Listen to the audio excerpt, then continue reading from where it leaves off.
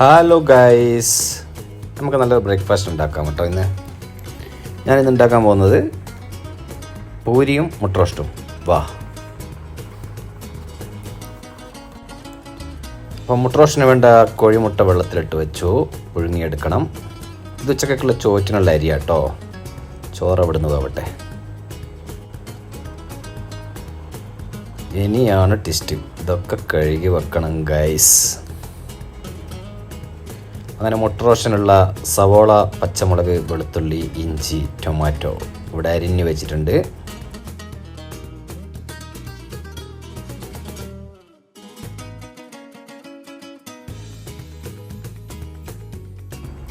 ഈ ഒരു പാനിൽ അടുപ്പത്ത് വെച്ച് അത് ചൂടായി വരുമ്പോൾ അതിലേക്ക് കുറച്ച് വെളിച്ചെണ്ണ ഒഴിച്ച് കൊടുക്കാം.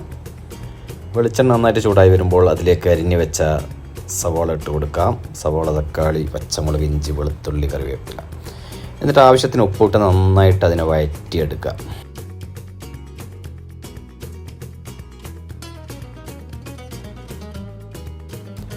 ഇപ്പം നമ്മൾ സവോളയെല്ലാം നന്നായിട്ട് വഴഞ്ഞ് വന്നിട്ടുണ്ട്. ഇനി അതിലേക്ക് കുറച്ച് മഞ്ഞൾപ്പൊടി, 1 സ്പൂൺ മുളക് പൊടി,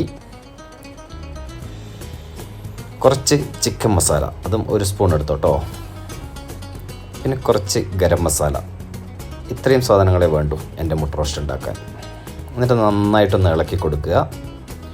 ആ മസാലയുടെ പച്ച മണമൊക്കെ പോകുന്നവരെ നന്നായിട്ടൊന്ന് ഒരു 10 മിനിറ്റും കൂടി ഒന്ന് വഴറ്റിയെടുക്കുക. ഇപ്പം നമ്മളെ മുട്ട റോസ്റ്റ് ഇവിടെ റെഡി ആയിട്ടുണ്ട് ഗൈസ്. ഇനി നമുക്ക് പൂരി ഉണ്ടാക്കാം.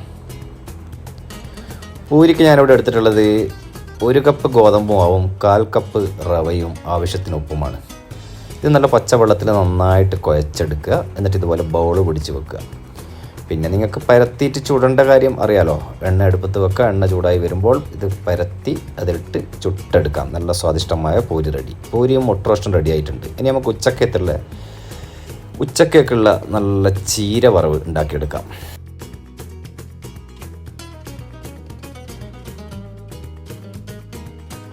ഇതിനായി ഞാൻ കുറച്ച് ചീര വെള്ളത്തിലെടുത്ത് കഴുകി വെച്ച് അതിനെ നൈസായിട്ട് ഇങ്ങനെ കുനുകുനാന്നരിയാണ് ഗൈസ്.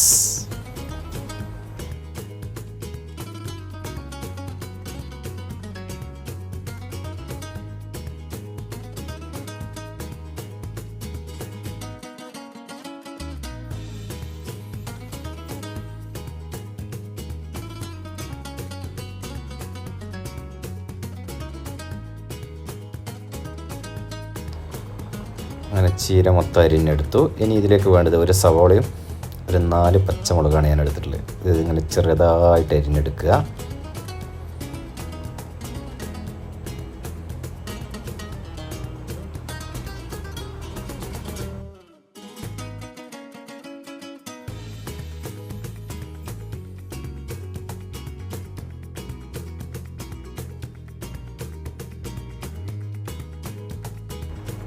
ഇനി ഇതിലേക്ക് വേണ്ടത് കുറച്ച് കറിവേപ്പിലയാണ്.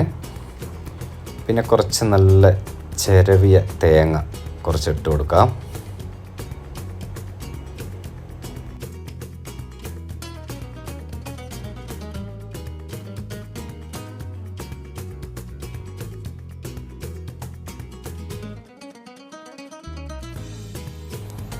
ഇനി വീണ്ടും ഒരു പാനിൽ വെച്ചിട്ട് അതിലേക്ക് കുറച്ച് വെളിച്ചെണ്ണ ഒഴിച്ച് കൊടുക്കുക. എണ്ണ ചൂടായി വരുമ്പോൾ അതിലേക്ക് കുറച്ച് കടുക് ഇട്ട് കൊടുക്കാം.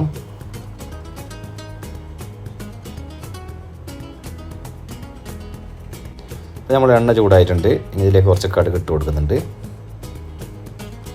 കടുക് നന്നായിട്ട് പൊട്ടി വരുമ്പോൾ നമ്മളെ അരിഞ്ഞെടുത്ത ചീരയെല്ലാം കൂടി അതിലേക്ക് ആഡ് ചെയ്ത് കൊടുക്കാം. വളരെ സിമ്പിളായിട്ട് ഉണ്ടാക്കാൻ പറ്റിയതാണ് ഈ ചീര ഉപ്പേരി. നമ്മുടെ നാട്ടിൽ ചീര വറവ് എന്ന് പറയും. ആവശ്യത്തിനുള്ള ഉപ്പ് ഇട്ട് കൊടുത്ത് നന്നായിട്ട് ഒരു 15 മിനിറ്റ് വേവിച്ചെടുക്കുക. നല്ല അടിപൊളി ടേസ്റ്റാണ് ഗൈസ്. അപ്പോൾ എൻ്റെ ചീര വറവും ഇവിടെ റെഡി ആയിട്ടുണ്ട്. ചോറും റെഡിയായി. ഇനിയുള്ളത് ഇതിൻ്റെ കൂടെ കഴിക്കാൻ ഇന്നലത്തെ മത്തിക്കറിയാണ്. കുറച്ച് പപ്പടം കൂടി കാച്ചെടുക്കണം. അപ്പോൾ സംഭവം ഉഷാറായി.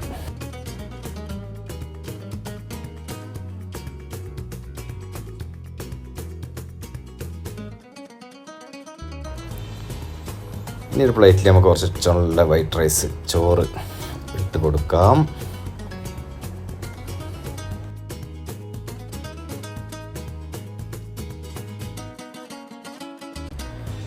പിന്നൊരു കാര്യം, എൻ്റെ വീഡിയോ കണ്ട് ഇഷ്ടമായാൽ എൻ്റെ ചാനൽ സബ്സ്ക്രൈബ് ചെയ്യാൻ മറക്കരുതേ. അതുപോലെ അതിൻ്റെ തൊട്ടടുത്തുള്ള ബെൽ ബട്ടണും കൂടി അമർത്തണം. എന്നാലേ ഞങ്ങൾക്ക് ഞാനിടുന്ന വീഡിയോസ് അന്നേരം നോട്ടിഫിക്കേഷനായിട്ട് കാണാൻ പറ്റൂ. എല്ലാ വീഡിയോസും കാണുക, സപ്പോർട്ട് ചെയ്യുക കേട്ടോ, മറക്കരുതേ.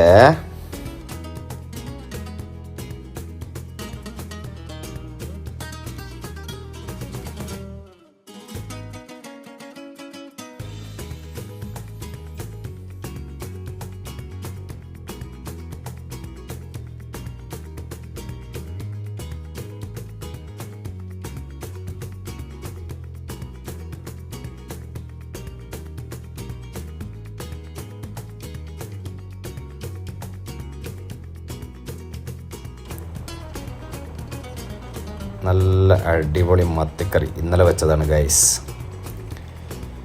ഈ മത്തിക്കറിയും ഈ ചോറും ഈ ചീര വറവും പപ്പടവും അച്ചാറും ഒക്കെ കൂട്ടിയൊരു പിടുത്തം പിടിക്കണം ഗൈസ്. യാ മോനെ, ഒടുക്കത്തെ ടേസ്റ്റ് കേട്ടോ. എല്ലാവരും ചെയ്യുന്നത് തന്നെയായിരിക്കും. എന്നാൽ പ്രവാസികൾക്ക് സിമ്പിളായിട്ട് ഉണ്ടാക്കി കഴിക്കാൻ പറ്റിയ റെസിപ്പിയാണിത്. ഒരുപാട് പേര് പ്രവാസ ലോകത്ത് ഫുഡ് ഉണ്ടാക്കാൻ അറിയാതെ വിഷമിച്ചിരിക്കും.